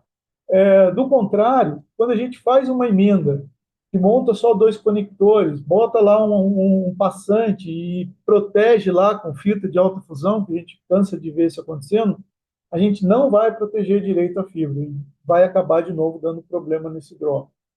Se a gente for montar uma caixinha, que tem caixinha específica para isso, capaz dessa caixinha dar um trabalho quase igual de passar o drop de novo. Então, é um procedimento sim, mas a gente precisa ter cuidado e evitar esse tipo de coisa, só quando realmente for for necessário, tá? É, vedação da CTO é aquilo que eu falei. A CTO, né, manter sempre o anel de vedação dela, a caixa bem fechada e onde não tiver o drop, né, se tiver as tampinhas, manter as tampinhas, né? Hoje a gente, as caixas mais novas, caixas mais modernas, já tem uma vedação bem melhor do que as antigas, né? Mas vale a pena a gente cuidar para que não tenha nada aí muito fácil, né, para a entrada de algum tipo de inseto, né? Ah, no caso da vedação, né, com manta termocontrátil, a gente normalmente realmente usa mais para caixa de emenda, né? E a gente pode aí usar uma maçarico, pode não deve, né? Mas também a gente tem caixas de emenda com vedação, com tipo de vedação mecânica, com prensa a cabo, né? Que é bacana também para gente fazer a construção da nossa rede, né? Quantos metros o drop aguenta esticado, tá? O drop, por especificação do fabricante, ele é para vão também de 80 metros, entre dois postes, tá? Eventualmente você consegue até um pouco mais, mas o padrão dele é para vão de 80 metros. E se por acaso precisar um pouco mais, a gente, cuidado, não deixe o drop tão esticado, tá? Eu vou falar disso amanhã de novo, mas quando a gente deixa o drop muito esticado, pode acontecer com vento, né? Principalmente vento, né? Uma tempestade, o poste trabalhar, ele faz esse movimento aqui. E se o drop está muito esticado, nessa hora, esse tipo de coisa pode arrebentar a fibra, tá? Os 40 metros que foi falado aqui, normalmente é a distância, né, de um poste a outro dentro da cidade, né? Então, se for isso, é bem tranquilo, tá? Alguém já falou que fez 100 metros, beleza, mas cuidado só para não esticar muito, deixa uma folguinha para poder o drop trabalhar, tá? Sobre a resistência mecânica, alguma normativa ou recomendação referente à ancoragem, ou seja, qual o lance máximo entre um ponto de ancoragem e outro, dependendo do modelo do drop, tá? Drop, de preferência drop, realmente, ele deve ser ancorado todos os pontos, tá? O cabo, a gente normalmente vai estar ancorando a cada 250 metros, mais ou menos, tá? Mas o drop, como boa prática, tá? A ideia seria a gente fazer a ancoragem em todos os pontos. Ah, é isso aí, é o que o Daniel falou aqui. O pessoal falou para não emprestar carro, dinheiro e mulher. Então é isso aí. Faltou dinheiro eu falar aquela hora. Para um drop com mais de 2 quilômetros, o ideal seria fusão e não emenda, né? Com passante, no caso. Com 2 quilômetros, que vai ser complicado repassar, aí fazer uma caixinha de emenda, tá? De novo, esse é o último caso, mas vai fazer drop com 2 quilômetros, deixa reserva, tá? A cada mais ou menos 5, 6 postes, mais ou menos, deixa uma reservinha para a gente poder repuxar esse cabo na hora de fazer a fusão. Do contrário, se não for reserva, a gente vai ter que lançar um outro pedaço de drop e fazer duas fusões e não uma, né? É, faz com fita isolante. Pô, capricha, né? Põe pelo menos a alta fusão, né? Pelo amor de Deus, né? Emenda de drop com fusão, já falei, né? Em que casos que é o mais recomendado a gente fazer isso, né? Diego está falando, 30 dias você volta. É bem provável, tá? E é aquela história, né? Principalmente o pessoal que é terceiro precisa de garantia, né? Dar garantia a esse serviço, né? Então, evitar repetido aí, fazendo esse tipo de coisa, né? Ah, eu uso essa emenda, não estou vendo qual emenda, mas tá ok. Tenho tido problema com essa clivagem, pois já testei outros clivadores, porém quando você cliva a fibra, ele quebra mesmo, regulando por qual motivo será que pode ser a fibra. Outro gabarito de diferente conector, ela não faz isso, só o gabarito do conector Redex. Bom, nós vamos falar de conector, né? Do conector também amanhã a gente vai falar bastante, mas eu antecipo. Os gabaritos para montagem de conector, não é sempre que um funciona com o outro, ou seja, marcas diferentes podem ter gabaritos diferentes, tá? E aí cortam as fibras de tamanho diferente. Aí se eu colocar uma fibra cortada um pouquinho maior num conector que é com gabarito menor, ele pode acontecer isso, tá? Então precisa verificar direitinho se está usando o gabarito correto desse conector, tá? É, o decapador tem que estar bem regulado também, ele deve apenas riscar acrilato, não retirar todo. Se ele riscar, quebra a fibra mesmo. Também a ideia é que a gente possa ter o alicatezinho bem regulado, tem uma chavezinha Allen normalmente para a gente ajustar isso, né? Para que ele dê aquela raspadinha no acrilato, e aí todo esse excesso, de repente, de acrilato que fica na fibra, limpadinha com lenço, né? Lenço de papel e álcool isopropílico, né? É, joia. Lançamento do drop, correto usar alça? Cada empresa tem o seu gosto, tá? Eu vou falar para vocês amanhã tanto da alça como dos esticadores unha, do esticador tipo 8. Eu vou falar de todos eles, tá? Sobre atenuação do drop, a alça não ser a correta também pode atenuar o drop? Pode sim. Principalmente porque, na verdade, o que o fabricante do drop recomenda é que a gente não alce todo o drop, é que a gente abra o drop e alce só o elemento de tração do drop, tá? Sei que nem sempre a gente faz isso. Então, usar a alça certa, e aí a importância daquela fibra 2B2 que eu falei para vocês que atenua menos. Porque se for a fibra 1 e de repente eu alçar a fibra toda, aí eu vou ter essa atenuação no drop, tá? Alça ou o próprio elemento de tração, né? Ou elemento de tração, como eu acabei de dizer. É, alça que drop inteiro recomendo, acho que eu comentei a respeito disso também agora, né? Fechamos? Não tem problema a gente seguir mais um pouquinho, pessoal. Podem ficar à vontade, tá?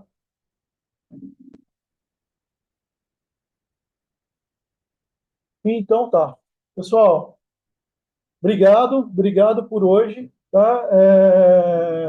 Como eu disse para vocês, essas aulas vão estar gravadas e disponibilizadas aí para vocês, tá? E amanhã, então, eu espero vocês, então, às 7 para a gente dar seguimento no treinamento, tá bom? Um abraço para vocês, bom descanso, bom trabalho amanhã, tá? Mas todo mundo amanhã bem disposto para o treinamento, hein? Tem bastante coisa para falar de novo, tá? Tchau, tchau, pessoal.